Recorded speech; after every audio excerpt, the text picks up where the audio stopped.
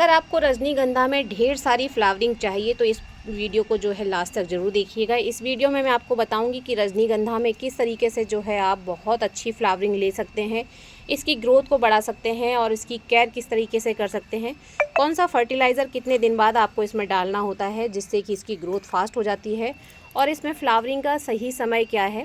ये मैं आपको अपने रजनीगंधा के पौधे दिखा रही हूँ जिनको कि मैंने 5 से 6 महीने पहले लगाया था और इनमें आप देखिए अभी भी बहुत अच्छी ग्रोथ चल रही है। रजनीगंधा में जो है जून से लेके अक्टूबर तक जो है बहुत अच्छी फ्लावरिंग होती है। जिस तरीके से आपने इस तरह के बल्ब वाले प्लांट और भी देखे होंगे, बीज से जो है मोटी सी एक स्टेम निकलती है जिसमें फ्लावरिंग होती है। लेकिन काफ़ी सारे लोगों के प्लांट में फ्लावरिंग नहीं होती है, तो उसका कारण क्या है सबसे पहले हम ये जान लेते हैं। अगर आपने रजनीगंधा लगाया है, जैसे कि आप मेरा ये वाला प्लांट देखिए, अब इसकी मिट्टी जो है काफ़ी सख्त हो गई है और पानी डालने से जो है इसकी मिट्टी इस तरह से चिपकी चिपकी सी हो जाती है, चिकनी सी मिट्टी है और इसमें जो है पानी ठहर रहा है।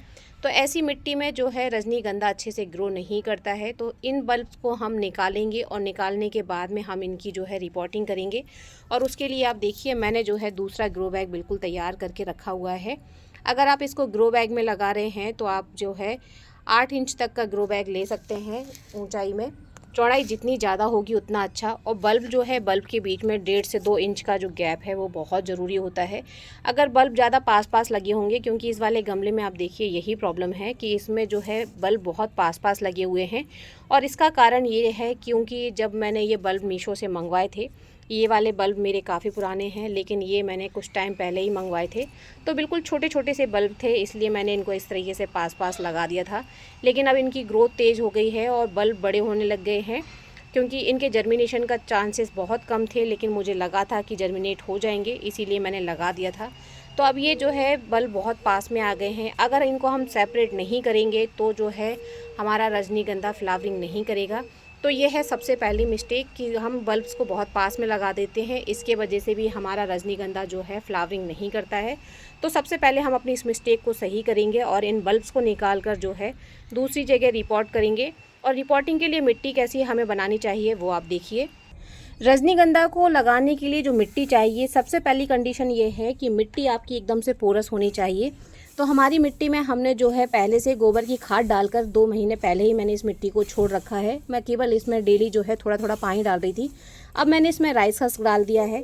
आप राइस हस्क की जगह पे जो है इसके अंदर कोकोपीट डाल सकते हैं। ढेर सारी आपके पास में अगर सूखी पत्तियां हैं आप उनका यूज़ कीजिए और इसमें रेत डाल दीजिए जिससे कि मिट्टी अच्छे से पोरस हो जाए। अब हमारे बल्ब जो हैं अच्छे से फ्लावरिंग करे, इसके लिए 1 मुट्ठी के करीब हमें इसमें डालनी होगी बोन मील पाउडर।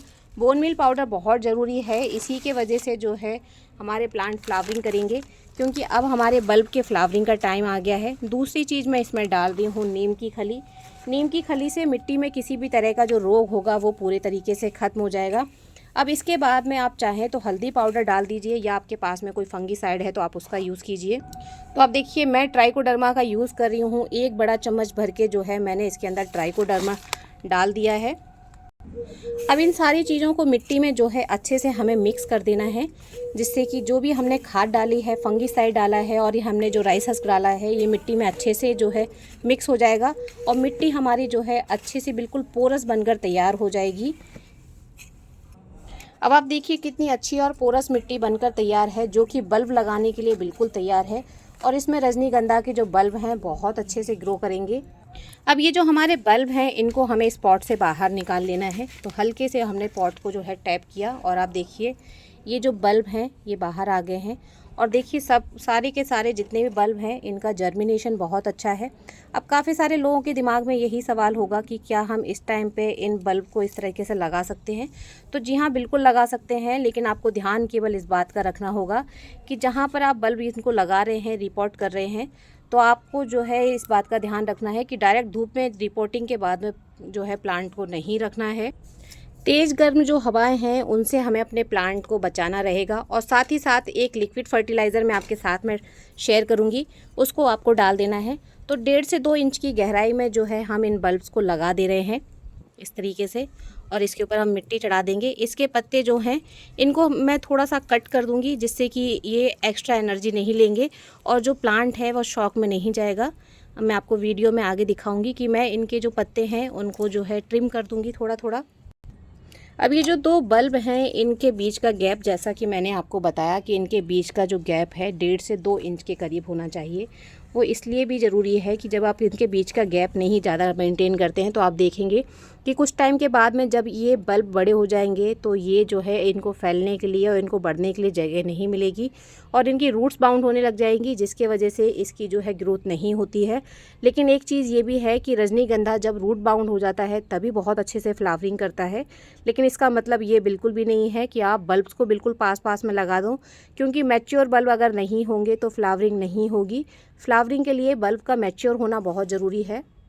अब आप देखिए, जो चीज़ मैं आपको बोल रही थी कि ये जो इतने छोटे छोटे से बल्ब हैं इनमें जो है फ्लावरिंग नहीं होने वाली है। लेकिन मैं आपको एक ऐसा लिक्विड फर्टिलाइज़र अभी बताने वाली हूँ कि जब आप इसका हर 15 दिन में इस्तेमाल करते रहेंगे तो आपके बल्ब जो है मैच्योर हो जाएंगे और मैच्योर बल्ब के अंदर जो है फ्लावरिंग डेफिनेटली होगी। अगर जून में आपके प्लांट में फ्लावरिंग नहीं होगी तो जैसे ही बारिश स्टार्ट हो जाएगी इसकी ग्रोथ और भी ज़्यादा तेज़ हो जाएगी, तब आपके प्लांट की जो है ग्रोथ होने लग जाएगी। तो जो मैं फर्टिलाइज़र आपके साथ में शेयर करूँगी आप उसको ज़रूर से यूज़ करते जाइएगा। रजनीगंधा के लिए जो है सरसों की खली का जो लिक्विड फर्टिलाइज़र होता है वो बहुत बेस्ट होता है, उसका हम यूज़ करते हैं तो इसकी ग्रोथ भी फास्ट होती है, साथ ही साथ इसमें जो है फ्लावरिंग बहुत जल्दी होती है। लेकिन अभी जो है बहुत ज़्यादा टेम्परेचर हाई है तो इस टाइम पर मैं आपको सजेस्ट करूँगी कि आपको उसका यूज़ नहीं करना है। लेकिन आप उसकी जगह पे जो है एक दूसरा फर्टिलाइज़र यूज़ कर सकते हैं जो कि हम केले के छिलके से बनाते हैं। लेकिन केले के छिलके का जो लिक्विड फर्टिलाइज़र है सही तरीके से ना बन पाने की वजह से जो है उसका रिज़ल्ट अच्छे से नहीं मिलता है। तो केले का लिक्विड फर्टिलाइज़र बनाने के लिए आपको चाहिए 1 से 2 केले के छिलके, और उन दोनों केले के छिलके को आपको बारीक बारीक कट कर लेना है। ये बहुत ज़रूरी पॉइंट है। अगर आप उनको छोटे छोटे टुकड़ों में नहीं कट करेंगे तो उसका जो है आपको रिज़ल्ट अच्छा नहीं मिलेगा। तो आपको केले के जो छिलके हैं उनको बहुत छोटे छोटे टुकड़ों में कट कर लेना है, जिससे उनके अंदर का जो न्यूट्रिएंट्स है पूरे तरीके से बाहर आ जाए। फिर उसको आपको 1 गिलास पानी में सोक करना है और उसमें आपको डालना है आधा नींबू का रस। जी हाँ, नींबू का रस डालना बहुत ज़रूरी है। जब आप नींबू का रस डालते हैं तभी आपको जो है केले के छिलके का जो है सही तरीके से बना हुआ लिक्विड फर्टिलाइज़र मिलता है। तो आपको जो है आधा नींबू डालना है और आधा नींबू डालने के बाद में 24 घंटे के लिए इस फर्टिलाइज़र को छोड़ देना है। जब 24 घंटे के बाद में आप इस फर्टिलाइज़र को देखेंगे तो आपका ये लिक्विड फर्टिलाइज़र जो है बिल्कुल आपको बनकर तैयार मिल जाएगा। तब आपको जो है अपने प्लांट में इसको डालना है, लेकिन आप इसको डायरेक्ट नहीं डालेंगे। बराबर क्वांटिटी में आपको जो है इसमें पानी मिक्स करना है। जो मैंने आपको ये केले के छिलके का लिक्विड फर्टिलाइज़र बताया है इसको आपको जो है हर 15 दिन में इस्तेमाल करना है। इससे प्लांट की पोटाश की ज़रूरत पूरी होती है। साथ ही साथ हमें अपने प्लांट में जो है नाइट्रोजन की जो है डेफिशिएंसी वो भी नहीं होने देनी है। तो इसके लिए आप जो है हर महीने इसमें वर्मी कंपोस्ट ज़रूर से डालेंगे। वर्मी कंपोस्ट डालेंगे, साथ ही आपको इसमें बोन मील डालना है जिससे कि इसको कैल्शियम की भी कमी ना हो और प्लांट स्ट्रॉन्ग बना रहे। तो हर महीने आपको 1 मुट्ठी इसमें कैल्शियम डालना है और 1 मुट्ठी इसमें नाइट्रोजन का यूज़ करना है। इसी के साथ आप इसमें जो है एप्सम सॉल्ट जो है हर 15 दिन में डालेंगे। इससे प्लांट को मैग्नीशियम सल्फेट अच्छे से मिलेगा और प्लांट जो है बहुत तेज़ी से जो है नए नए लीव्स निकालेगा और प्लांट की प्रकाश संश्लेषण की जो क्रिया है वो अच्छी होगी। इस तरीके से आप अपने प्लांट का केयर कर सकते हैं और आपको बहुत अच्छी मात्रा में जो है इसमें फ्लावरिंग देखने के लिए मिलेगी। अब हम बनाने वाले हैं एक लिक्विड फर्टिलाइज़र, और आप देखिए ये जो हमने पत्तियां निकाली हैं ये नाइट्रोजन से भरपूर है। तो इनको भी हम फेंकेंगे नहीं, इनको हम पानी में सोक कर देंगे और 24 घंटे के बाद में इसी का जो पानी है हम फिर से अपने किसी प्लांट में डाल देंगे, जिससे हमारे प्लांट को नाइट्रोजन मिल जाएगा।